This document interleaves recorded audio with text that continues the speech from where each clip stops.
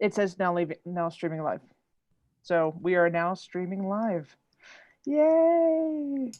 So here we are at Virtually Connecting Mist open conversation, and we are talking with several awesome folks.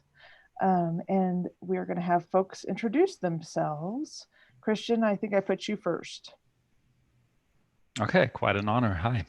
My name is Christian Friedrich. I'm based in Berlin. I'm currently working with Wikimedia Germany, or as we say, Wikimedia Deutschland, as the Education and Science Advisor. I think I have about 4 more weeks to go on that job. And I'm also a consultant and learning designer to some extent. I'm glad to be here.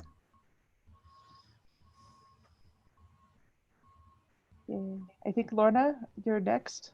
Okay. Hi there, my name's Lorna Campbell. I'm a trustee of the Association for Learning Technology and also Wikimedia UK. And I also work for the University of Edinburgh, where I manage the Open Education Resources Service. And I'm actually speaking to you today from Glasgow, where I live. I work part-time work from home half the week and work in Edinburgh the rest of the week. So hello, it's lovely to be here. And Helen, I have you next. Hey, hi, I'm Helen. I'm a PhD research student in the Open University in the UK. I'm researching openness as a practice in context of networked participatory. What I have homing in on is openness as a way of being. So that's open, how people perceive their openness from their own perspective. And I have to say, it has been a monumental challenge. I was never expected openness to be this complicated. And, well, maybe we'll get into that. But anyway, it is, somebody should have prepared me. Right? That's all I can say. Thank you. I'll go next. So, my name is Martin Hoxie. I work for the Association for Learning Technology. I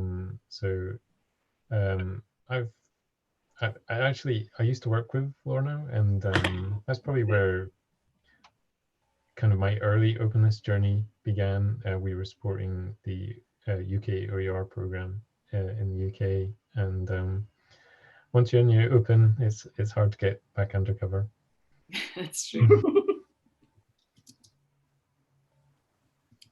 Hi there, I'm Maren Deepwell, and I'm the CEO of ALT, and we organized the Hello Sticker OER 20 conference, which this was kind of a satellite conversation of. And day to day, I do a lot of open practice in a leadership position, which brings a whole new set of challenges with it. Hey there, I'm Greg, and I am an instructional designer in Boston. Thank you so much for having me. And I'm Autumn Keynes. I am an instructional designer at the University of Michigan, Dearborn, and a co-director of Virtually Connecting. And I'm super excited to see a bunch of my friends that I haven't seen in a while. Hi, everyone. And I realized I never actually introduced myself. My name is Clarissa Sorensen Unruh, and I'm in Albuquerque, New Mexico, and I teach chemistry and statistics at Central New Mexico Community College. And I'm here and excited to be here. So. Yay. I think I wanted to start out, I tried to read the wiki blog, and I still don't quite get, and the Virtually Connecting blog, I still don't quite get what this conference was and what it was intended, like what its goals were. And so I thought we might start out by just talking about what the conference was and learnings from that conference, if you are willing. Anyone can go first. Well, maybe I can kick off and Christian can jump in. So the event, this is a satellite conversation happened in Berlin at Wikimedia Germany's offices in December. And how it became a thing was when some of us met up at the Creative Commons Summit in May last year in Lisbon, and we were talking about the OER conference in April. So as you do, conference planning and hoping. And so we thought, wouldn't it be great if in the run up to the OER conference, we could extend the conversation and talk to people wherever we might be. So today that's here at Virtually Connecting in December for a couple of us that turned out to be in Berlin. And so we set up a partnership, a collaboration between the Association for Learning Technology here in the UK and Wikimedia Germany. And we decided to try and have a conversation about open for a cause. So I'm going to hand over to Christian in a minute to explain what the theme was. But the format was really to have an evening of provocations and short talks that were really designed to challenge our perception of what openness is all about and try and tease out some of the really difficult questions that we don't really have answers to. And then for that to stimulate the conversation, i.e. things that are happening here today and blog posts and things that have happened since, in order for us to then bring all of this into the OER conference in April, which we're now only a month away. So I hope, Christian, that's kind of like a bit of an intro for you to discuss what's really at the heart of the event. Yeah, thanks. That's great to follow up on, actually, because I think if it were not clear what the event's goals were, that's kind of comes along with what we were addressing, I would say, for lack of a better sentence structure there. So we were trying to kind of embrace the messiness of open, especially when open intersects with other parts of life, parts of learning, parts of representation on the web, and kind of to critically address some of the questions that people working in the open, learning in the open, teaching in the open, then have, and that can be issues and questions related to privacy, for example. I still sometimes think back to Martin's short talk at the event, where he kind of went to a bit more detail of what open and of how openness and privacy sometimes collide, even if you're, as an educator, not even willing to I don't know, address these questions head on, or are not prepared to, but at some point, even if not now, then maybe in the future, these questions might be relevant. And also different ways. I still remember, for example, Laura's quick introduction and talk about how she, as an academic in her institution, is trying to, I don't know, leverage her role to some extent for open, and what that then means, being pragmatic in terms of negotiations, little steps towards a certain goal, and how tactics play into that. So lots of different perspectives were on site, but I'd be interested what Lorna and Martin would add to what I have rambled on. Mm-hmm. I think that's a really good summary of the sort of like the broad scope of the issues that we covered. We were sort of like trying to explore some of these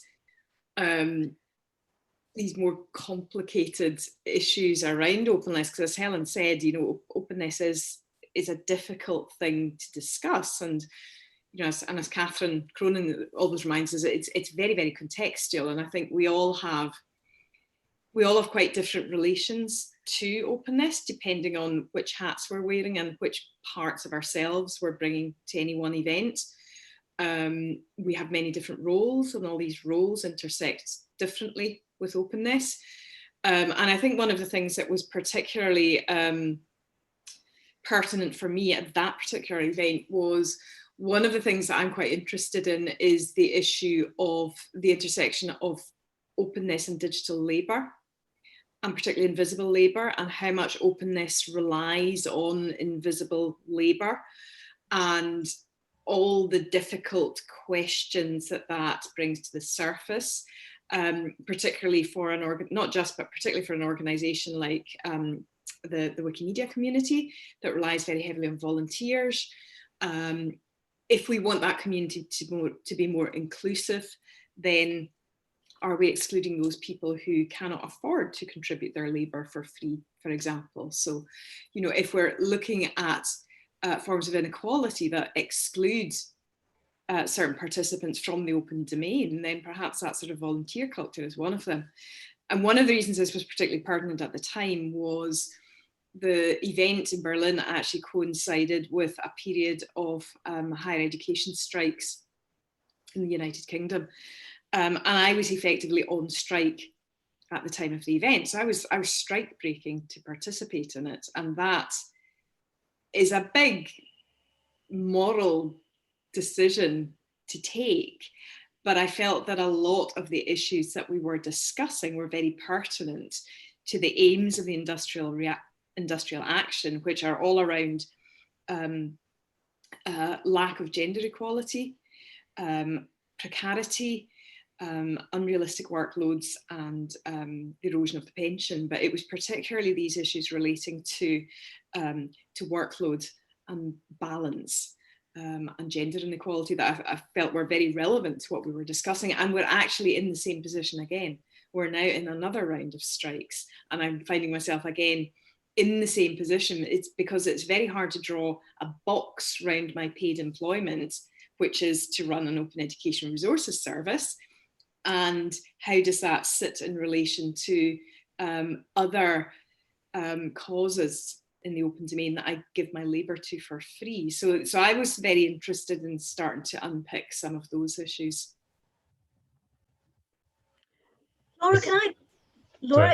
Lorna, can I just comment? That's exactly what my finding of my research is coming out is if a person is open, then it spans context. It is very difficult to draw a box around it. Yes. And also in the literature, not only in the practices I'm witnessing, in the literature, like the foundational literature, openness definitely was premised on, I think, on acknowledged labour, right? Yeah. So it is.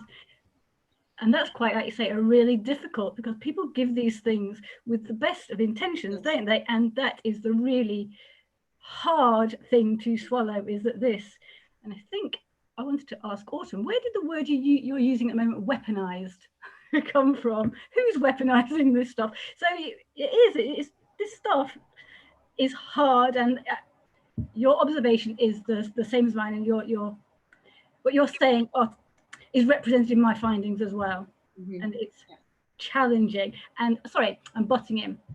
But what also brought me to this conversation was I saw a tweet on Twitter. I didn't follow the conference, but I saw a tweet. I think Maren might have tweeted it, and it was a slide from Laura, and it said a research agenda. And one of the things at the bottom was about the commons. So these are the practices that would have been in the social commons, have been drawn into the academy, into, oh, hang on, and what was it that Audrey said? I did try and look at the videos, but I didn't get very far. Oh, there's no outside to capitalism. Right, anyway, I'll carry on. Right, and then the thing on the slide was the political economy and the commons. So that's what drew me to this conversation. This is what I'm finding, is these are the conversations we need to focus on. So sorry for interrupting. No, not at all. No, because I mean, these are really, really difficult questions. Oh. There are no simple answers. And I think how we answer these questions is highly dependent on each individual at specific points in time. And we can only, I think, answer these questions on a case-by-case basis. But I think what's important is that we keep asking these questions, and that we're cognizant that other people will have very different answers to them, and there is potential for conflict there, I think. But I think that is, by its nature, part of the open domain, that we will all have different perspectives of it, and we will all have different experiences of it that very much depend on our positions of privilege or lack of privilege. And I think that's just something that we have to be very aware of. Thanks for bringing up the weaponization of care a project that we're doing with DigSys, and overlapping with our presentation for OER 20, Helen. as far as where it's come from, it's really just been like a series of conversations that I've had. I feel like I started with Chris Gilliard, having conversations with him about surveillance and how surveillance is kind of sold to us, how we find it acceptable, and how we let it into our lives, and kind of realizing that it is sold with this pitch of care quite often, not every time, but quite often. The sales pitch that we get is one of care. And then, I mean, it's actually something that's been on my mind for a really long time. I feel like Audrey Waters touched on it a little bit in an article at one point, but I haven't found too many things that really kind of called it out. And so I'm basically doing this DigSys call and this presentation with Sunday at OER 20 because I do want to explore it a little bit more. And I think it's bigger than surveillance. I think quite often care is used to, for instance, you know, we all want to give to the open, we all want to give to the commons, but you know, the weaponization piece of that is maybe that on the back end, that means a bunch of free labor that nobody's getting compensated for, and that people aren't, it's not feeding into something that is healthy for the commons. It's not healthy for the society. It's not healthy for the individual. If you're just constantly giving and giving and giving and, you know, nothing's coming back from that, it's just not sustainable. But I love the question that you asked, Helen, which is the who. Who is doing this weaponization, right? And I don't, I think in some cases it is capitalism. I think that's what I was going to say. It's exactly the first word that sprang to mind. In some cases, it's sales, right? It's salesmen and pitches and things like that. I think that there are other forms of weaponization that are maybe more benign that are happening in all good intentions. People are doing things because there's practices that have just become, and it feels like you're being part of the community, but not realizing that there's maybe a larger negative impact. So it's a lot to pick apart. I think if I can just sort of jump in there, I mean, it's interesting listening to you talking because again, this is kind of very wrapped up with some of the issues that are being surfaced by the industrial action here in the UK, which is specifically confined to the higher education sector. So it's universities that are on strike at the moment, and that's not to say that these issues aren't pertinent to the college sector and school sector as well, but it's specifically universities that are striking at the moment. And this issue of care is very, very much wrapped up with the unrealistic workloads and the acknowledgement that I think particularly teaching staff, academic staff, I mean, I'm a learning technologist, so I don't think it's quite such a problem for us, but particularly for academic staff, they carry this massive burden of care, and they have this responsibility for looking after students' mental health. And, you know, we're all aware that there's an increasing mental health crisis in higher education, which I think is a result of capitalism. And it's all the pressures that capitalism places on the education system, the commodification of education, the precarity of the workforce, the reduction of student grants, et cetera, et cetera, et cetera. All these things add up. And so often it's staff who are already marginalised that are carrying the emotional burden there, that are carrying the burden of care, whether it's female staff or whether it's early career staff or whether it's precarious staff, and it's all tied up together. Maybe that's where Laura Chernovich's, contribution to this conversation was so helpful from my point of view, because Laura's set out on this journey to try and find viable alternatives for institutions to look outside of surveillance capitalism to what would be sustainable models of, funding and conducting, and I suppose participating in education in all shapes. And I found her kind of narrative of, trying to find more hopeful alternatives to the sort of, you know, complete bleakness that sometimes that sort of capitalist narrative can focus on, really helpful, because it did highlight that there are actually a lot of ways in which, you know, we are changing things, and which there are sort of helpful examples and really viable strategies and frameworks that we can adopt. And I think that's one of the things that I really found was powerful about this event, was trying to say, well, we have identified this weaponization, these issues, but we are fighting back, or at least we're beginning to do that. And so I thought that was really interesting for me. I agree. I thought Laura's focus on pragmatic solutions was really, really helpful. You know, but acknowledging we are working within this system, it's very hard to change the whole system, but what can we do to try and ameliorate some of the worst effects of that system? And yeah, I certainly find her contributions really helpful, as always, of course. Martin, did you want to jump in and talk about what you were, you know, anything you wanted to discuss in terms of the conference? Well, I think it's kind of related to some of the discussion around ownership and control, particularly when you're working in the open. So when we work in the open, I think we give up some control to a degree, but you know, things like Creative Commons licensing still gives us some say about our material. But one of the things I wanted to highlight at the event was the recent story. I think it was last year. The over 100 million Flickr CC images that ended up in IBM Watson for their facial recognition. And initially the response was, oh, this is because the Creative Commons license permitted this. But Creative Commons were quick to point out that, you know, the fact that these were CC licensed images were because Yahoo, the owner of Flickr at the time, thought they were doing a good thing by just selecting CC licenses, but legally and technically, IBM could have chose any images they wanted, because fair use data mining meant that they could scrape as many images from wherever they want, regardless of how they were copyrighted.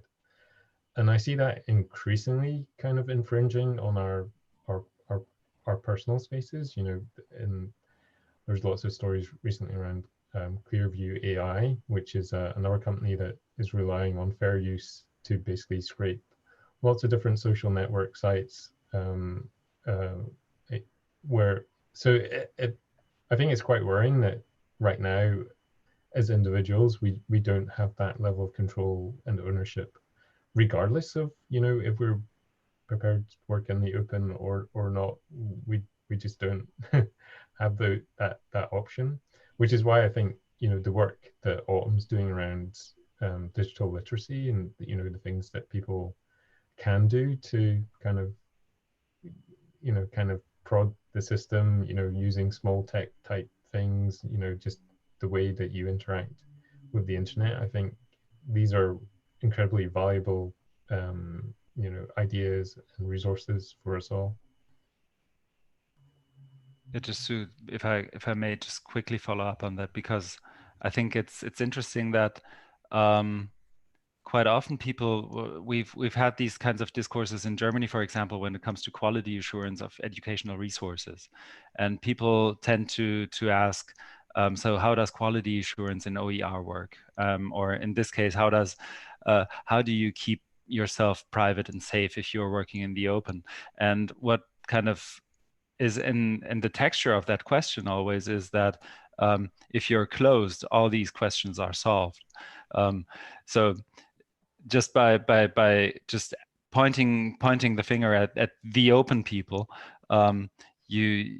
people tend to almost assume that now that you're in the open, you are vulnerable to all of this. But whereas from what I can tell from where I am sitting, being in the open might contribute to making these issues a bit more transparent, maybe, or a bit more addressable.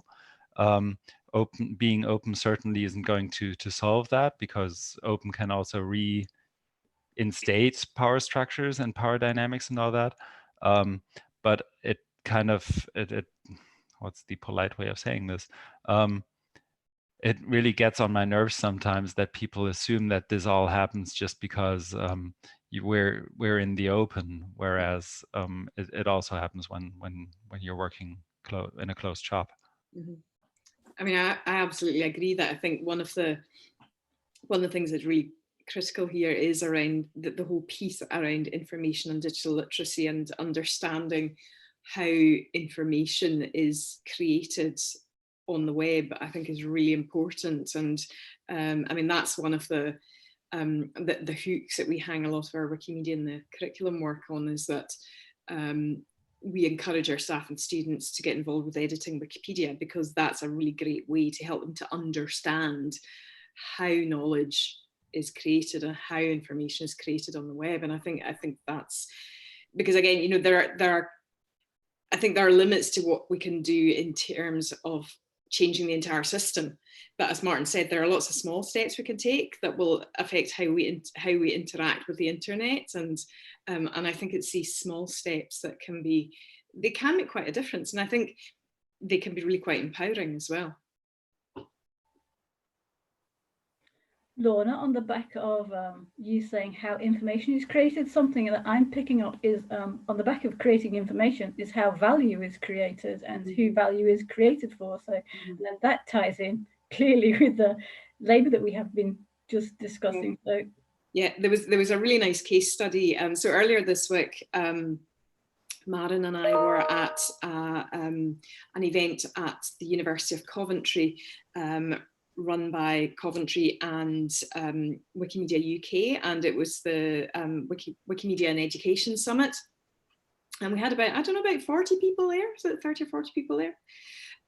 But one of the speakers, and I honestly cannot remember who it was, I think it was the medieval historian. And he was talking about, there was quite a lot of case studies about Wikimedia in the classroom assignment, so students creating Wikipedia articles.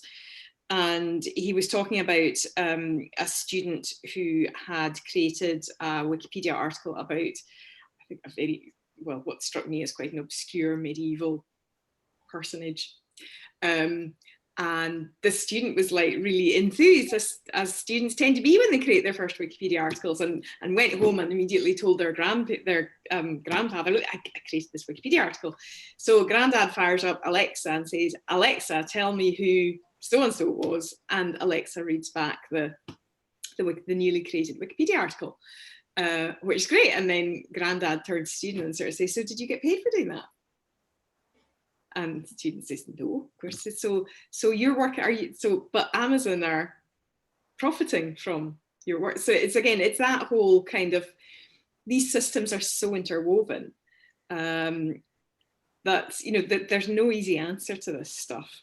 And again, I think it goes back to what Maren was saying about the points that Laura was making. I think we have to be quite pragmatic about how we approach openness and how we interact with information online. I think it comes back that age-old debate where a lot of people assume open is free, you know, equate it to free. Yeah. And yeah. It's not. It's not that. Really not. There's a really nice video. I don't know if it's still online, but Tim O'Reilly raised in the 70s. There was the clothesline paradox, where environmentalists were basically saying that, you know, you can equate how much coal is burned, but when someone decides to put some washing up on the clothesline rather than in a tumble dryer, no one's there counting that saving. So in terms of environmental, you know, using your environment to instead of diminishing it, no one's been counting that, and I think it's a really tricky problem, and that, you know, it relates to digital labor and things like that as well, that, you know, it's really hard to see the value sometimes, but you know, those small things have a big impact, not just in terms of,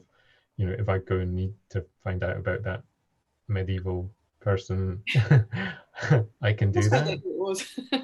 But also to the individual who created it, they got a lot of personal value and gain from it, Yeah. which which is why I don't envy Helen in terms of what she's trying to do. Yeah. Well, I do know the video. It's on your website, Martin, or somewhere. Yeah. Exactly. Hidden abode. I think there is something really interesting about this. You know, it is very hard to quantify the benefits of engaging in the open. It's very easy to point at the drawbacks and the negatives. It's much, much harder to quantify these invisible benefits. And I think there are benefits to be derived from contributing emotional labour to any commons. And I think there's a real sort of strength and a real support to be derived from that. And I think there's a really nice example of that just now is the FemEdTech Quilt project, which some of you will be aware of. And if you're not, it's a project that is running kind of alongside the OER conference, and it's been run by the FemEdTech Network, but it is absolutely the brainchild of Frances Bell, who is a very gifted quilter and maker and artist herself. And people have been contributing quilt squares from all over the world for this quilt. And I think there was something like 84 squares have been submitted, and it's gone from being one quilt to actually being 4 quilts. There was so many submissions, and it's going to be on display at the OER conference. And I think this is really a starting point. I think this is a project that's going to live on and on and on. But Frances and Suzanne Hardy and some of Frances' colleagues came together last weekend to actually sew it. And it did make me reflect on this tradition of shared labour among women who come together for knitting circles and embroidery groups and quilting bees and things like that. And I think there is a real strength to be derived from activities like that. And I think we do see that when we engage with the commons, and whether it's like Wikipedia editing or writing open textbooks, I think you kind of get a similar, you get a sort of like emotional reward for that, and I wonder, does that kind of help to sort of strengthen you against some of like the more negative aspects of the world that we engage with? Can I ask a question? Can I ask Greg? I haven't met Greg before. What brings you, what piqued your interest in coming to this discussion today, Gregory? I'm curious. And also because I've just pressed the button on there and it said, and now I see there's other people in the conversation. So, I mean, I participated in Virtually Connecting a couple of years ago, and I haven't been around in a while, and I wanted to get back into it. So that's one part. But open education is also something that I've been wanting to get into more. I work with, I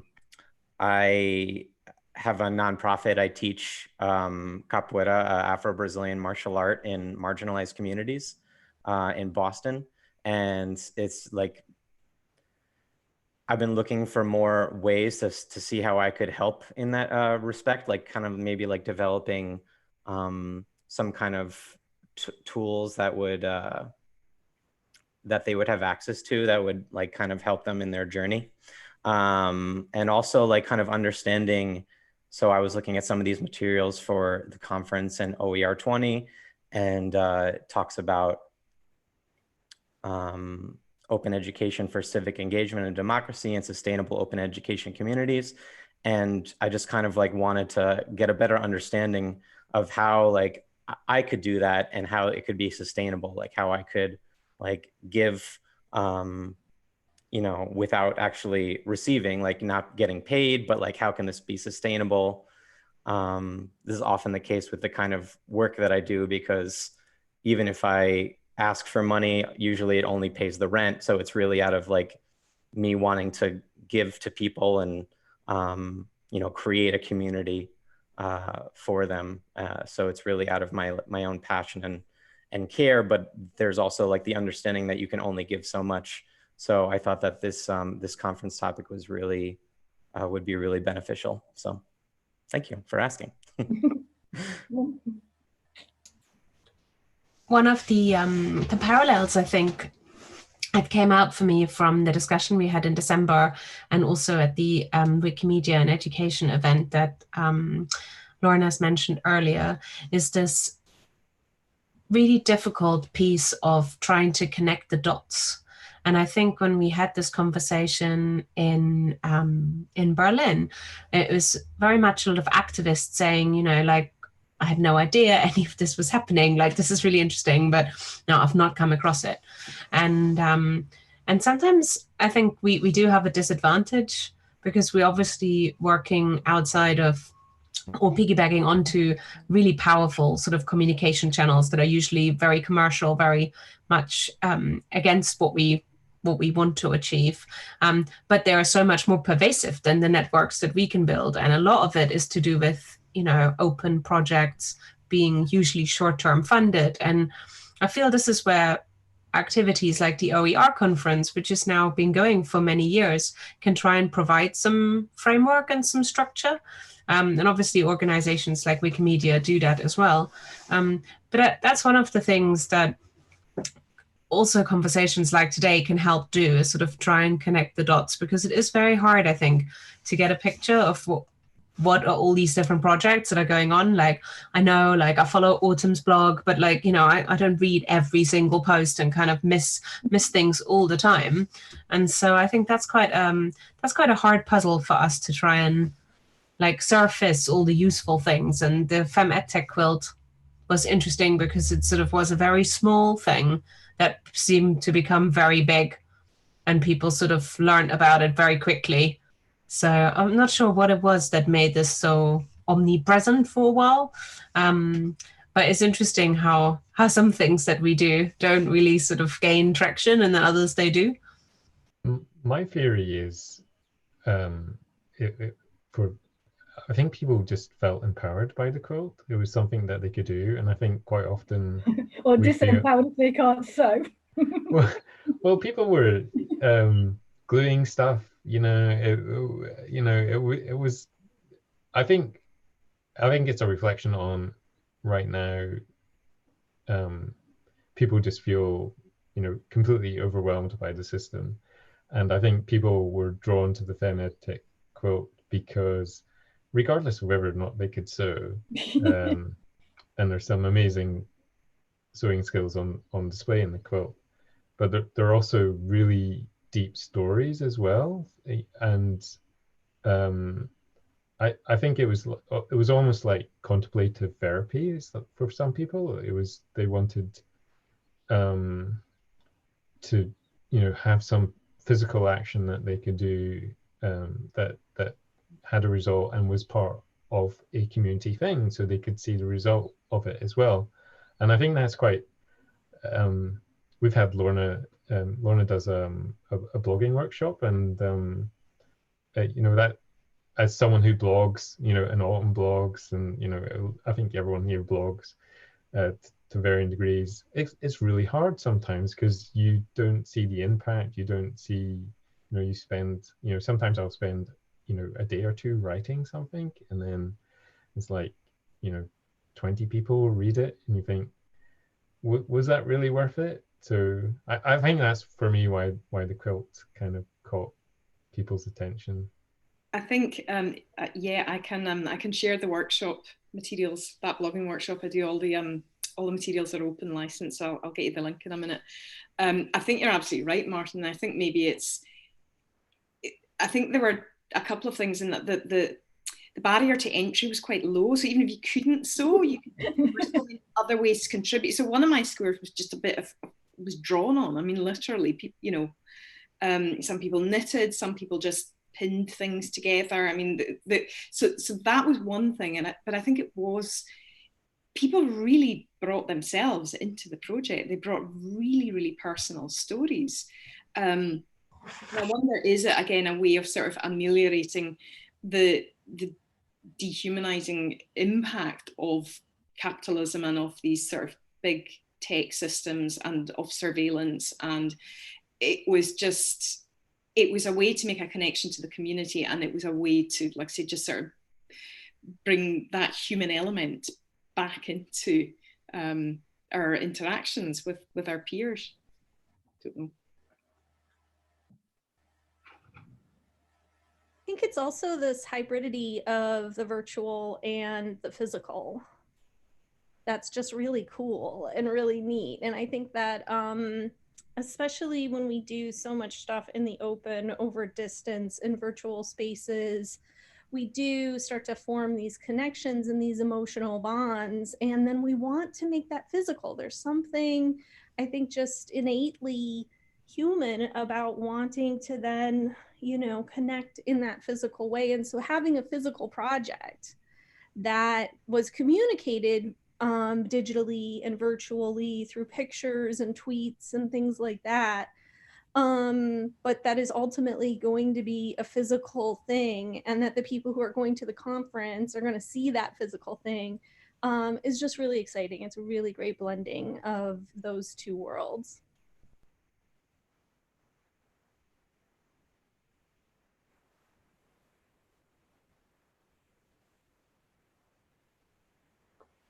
I was interested in this kind of idea of, when I'm hearing y'all talk, and I know that there are lots of different issues about open and how the invisible labor thing works, but I was also thinking, as y'all were talking, about how much I share openly because it's part of who I am and who I want to be.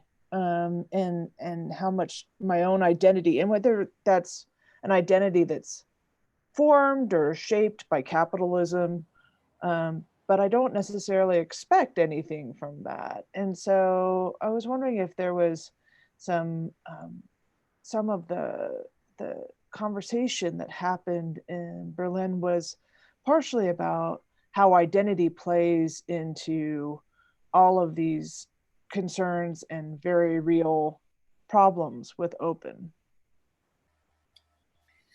I can't remember if I spoke about this in Berlin, but one of sort of my experiences of being an open practitioner is that, and again, this is something I talk about when I talk about blogging, is that I think for many of us, it's quite easy to let for our personal identity to become very tied up with our employment. Particularly, I think maybe if you work for the same institution for any length of time, you can tie up your professional identity, your professional worth, your value as a person with your institution. And if you lose that position, it can have a huge impact on your sense of self-worth and self-belief. And I think that's why redundancy can be really damaging, and why precarity is really damaging, and short-term contracts and exploitative labor is really damaging. And I think one way that openness can help to ameliorate that is by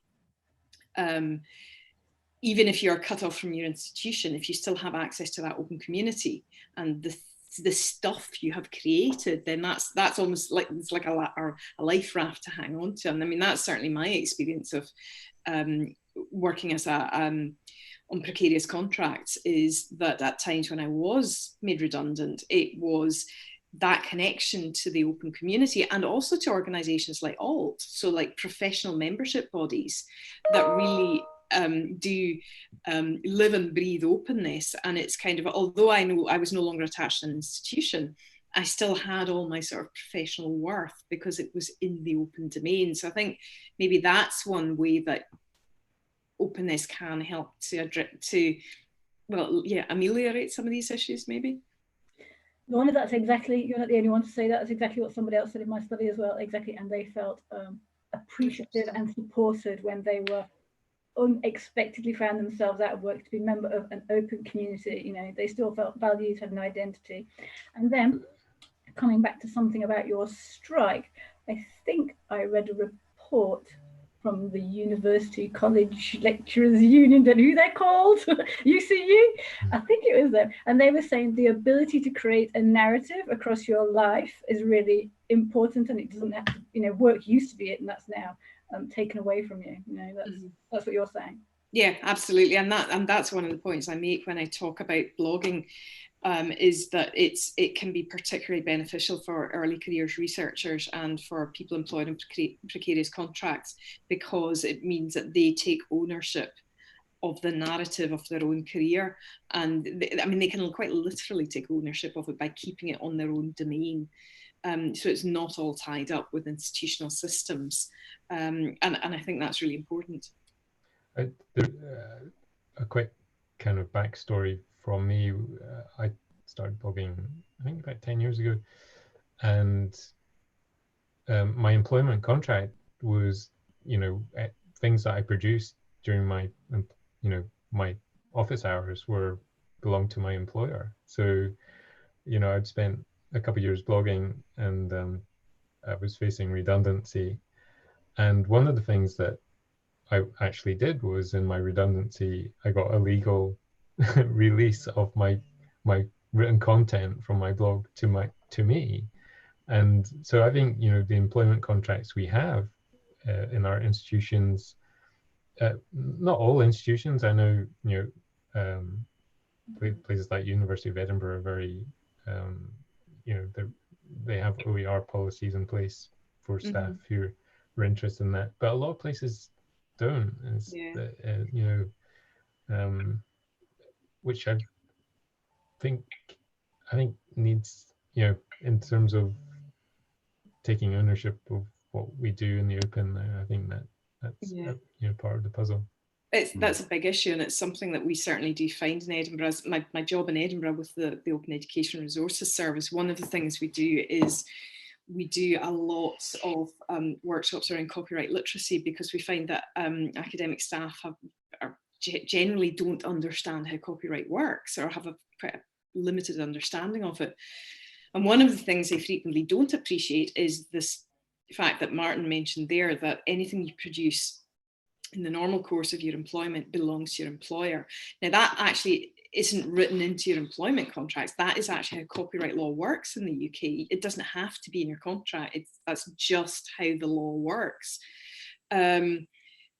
Universities routinely waive that copyright so academics can publish their research.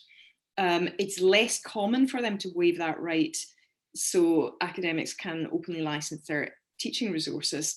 But we do frequently find that academics will assume that their teaching resources belong to them. And when we have to point out to them, well, actually, no, they don't. They belong to the university. They can get quite anxious about that. But of course, because we've got the OER policy, it means that, you know, you say, well, as long as you put a CC license on your resources, they can belong to the university, and you can still take them away with you at the end of the day and use them your next place of employment, or somebody else can use them. Or and I think there is a sort of like key aspect of copyright literacy in there that's quite important. And it's kind of, you obviously knew enough about it, Martin, to know how to address that. But I think, yeah, that's quite often a bit of a stumbling block. People are just terrified of copyright. Mm-hmm. Yeah, and these points also work very well outside of academia. So even if you're not in an academic position, these issues kind of impact you. I also wanted to grab the mic quickly because I saw that Sadiq joined us a couple of minutes ago, and we had a little back channel going, wondering whether the connection would be stable enough for him to join us. But I'm glad he's here now. Sadiq, do you want to quickly say hi and introduce yourself? If the connection is stable enough. Hello.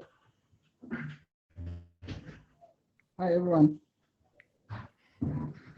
Okay, so there's a little bit noise here, and sorry I joined late because I had challenges with my internet, and there was light out as well. And I'm really excited to join late, and I'm learning a lot. I may not be able to speak. There's still some little noise around here, but I'm happy to be here. Nice to see everyone. Glad to have you. You were breaking up just a little bit on my end, but I think we got the gist of it. Hi.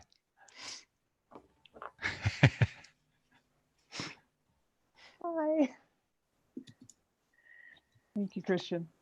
Yeah, I want to be cognizant of our time as well. Just to jump in for a moment, we have about 8-ish minutes left in the hour, and then we can go. I have time if folks want to stay a bit longer, but I have the baton, so we're still live. But it would be lovely to talk about this. I wanted to hop in as well about the copyright issues. I think the copyright issues are very much the same in the US. And I found this out because I had done a series of video lectures on it, just on my own time. Thought they were great because they were done on with property that belonged to my school, and because they were done in a way that is hosted by the school, they became the schools. And so that was horrifying when I found that out. And that's just gone, right? I'm never going to get those back. The policies of the school in terms of intellectual property are such that those are just theirs. And so my problem with that is that I didn't know that going in, but we've had a lot of discussions from that. So I can see how these issues become really relevant. Is there copyright material, like your copyright workshop, Lorna? Do you have that online? Is that something that's shared? Yeah, we've got quite a lot of resources about it. So what we tend to do is we have got some quite sort of general copyright workshops that we do, but we also in the past have run copyright workshops specifically around lecture recording and things like that. So again, I can drop you some links. Pretty much everything we produce is openly licensed. I mean, a lot of what we produce is, that's another brilliant resource, copyrightliteracy.org, and copyrightuser.org is another good one. But yeah, everything we produce is openly licensed. And although a lot of the material we produce, some of it is specific to the University of Edinburgh, because it's openly licensed, you can just cut that out and use what you want. But I think this issue of particularly recorded lectures and openness and digital labour, that gets into some like really, really controversial territory really quickly. And again, with relation to the strikes here in the UK, opt-out lecture recording is becoming more common in institutions throughout the UK. So all lectures are recorded unless there is a good reason to opt out. Some staff have responded very positively to that, others less so. One of the big fears is that recorded lectures will be used to break strikes.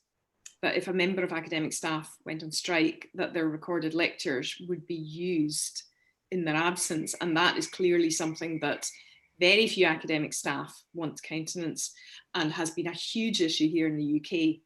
And at the University of Edinburgh, it is actually explicitly written into our lecture recording policy that lectures will not be, recorded lectures will not be used during times of industrial action. Because when the first round of strikes came through, we were still developing that policy and there was a lot of concerns about it. So it's actually written into the policy that this will not be allowed. But other institutions have been less explicit about that. And I saw a tweet just, I think, yesterday about an institution down south where staff were concerned that their recorded lectures from previous semester were going to be used while they were on strike. So, that's really the intersection of technology and openness and copyright and digital labour, and it's some nasty stuff going on in there.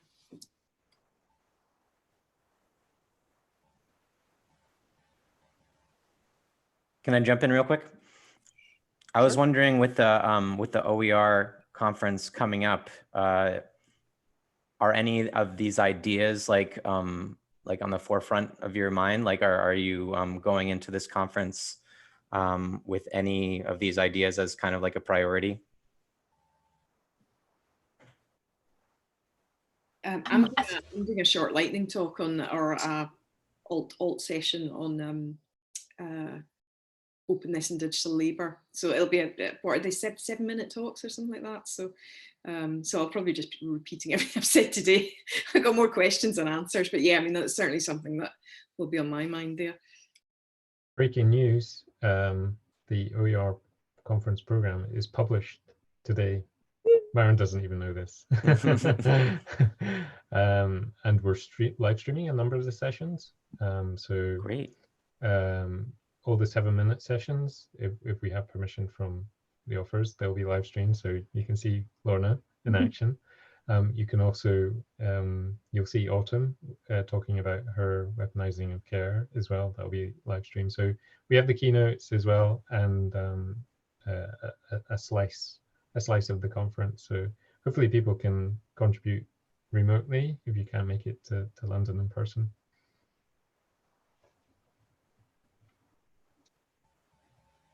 Being one of the people who will be live streamed with their 7-minute talks, this is even more reason to prepare properly. Hope to do it justice. You got some stiff competition this year. Bring your A game. I think I'm on before Jim Groom, so I don't.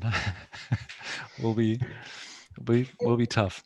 Obviously I haven't seen the latest program, but am I right in thinking that the lightning talks are scheduled in parallel to the quilt session? We've done our best to avoid conflicts, but well, I mean, I don't specifically have a conflict because I wasn't named on the quilt proposal, so I'll probably on to the ad. I didn't mention that to you because I know your life's hard enough already.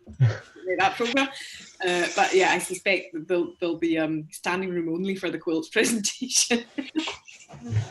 Yeah, that was actually really hard for us because there were so many people who are going to OER who've contributed to the quilt that it's nearly impossible. Like Martin and I actually sat down and we were like, right, let's double check. And like, there was no hour in the program, where we wouldn't have to I think there's a few people presenting who've been really involved in the program. So the quilt is going to have sessions throughout the conference. Like there is a milk making space and a display space. So hopefully, even if you miss the actual session, there should always be a space that you can visit to meet the makers and join in throughout the whole conference.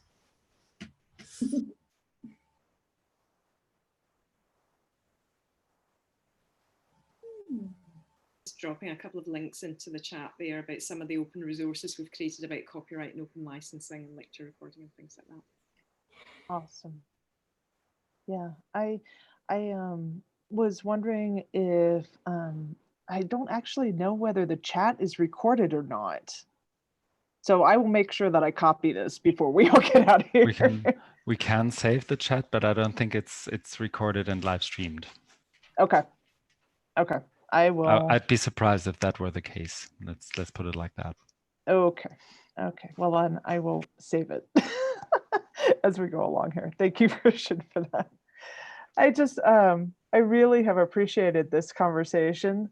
If we want to, like I said, it's about time it's been about an hour. You guys have been awesome. Sorry, y'all have been awesome. I keep on saying you guys, it's gender normative. But in terms of talking further, I really look forward to everything that y'all will bring to the OER conference. And I'm thrilled to hear that it's live. Did anyone want to add anything as last thoughts? Just one last thing maybe from my end, that we will be having a quite similar conversation on March 11th that you all are invited to. And I know that 1 or 2 people are watching us in the live stream who are having the flu today, which is why they're not joining. So get well soon and hope to see you on March 11th. I'd just like to say a huge thanks to Christian and to Maren for making the event in Berlin happen. I think it was really powerful seeing Alt coming together with Wikimedia DE to host the. So thank you very much for doing that, and also of course virtually connecting to make today happen.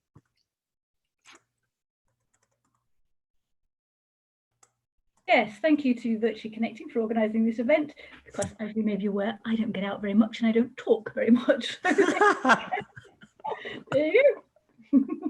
No wonder. Thank Thank you. I've appreciated it. Thank you. Thanks from me as well. It's been a great conversation.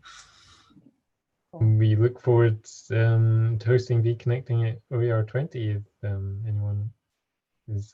We've got some great speakers at the event, both our invited keynotes, and but the whole program is full of people who could easily keynote the conference. That's amazing. That's awesome. I'll definitely be interested in that. Where can I find the link to the live stream? Was it 7-minute sessions that are going to be happening at the conference?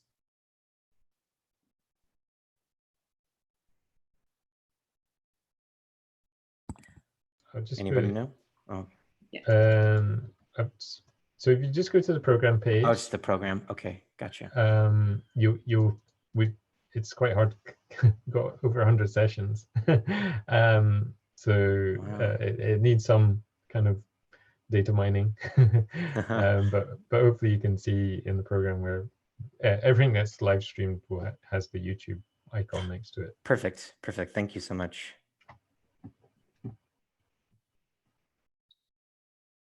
Well, thank you all so much. I really want to honor your time because you've given such an incredible amount of it here, and so many awesome things to think about and talk about. And we'll have this other chat on February 11th. And then the OER chats hopefully will happen in an awesome way as well for virtually connecting. So I think I'm gonna, unless we want to continue to talk, I think I'm gonna end the meeting and bid you all adieu, and thank you so much for coming. Thank you. Thank you. Thank you. Thank you for boarding, Clarissa. Thank you very much, everybody. Thank you. I'm going to shoot off. Okay. Okay. Bye then. It was great to see you all again. Take care. Thank you. Bye. It's very nice to see you all. Bye. Thank you. See you. Bye.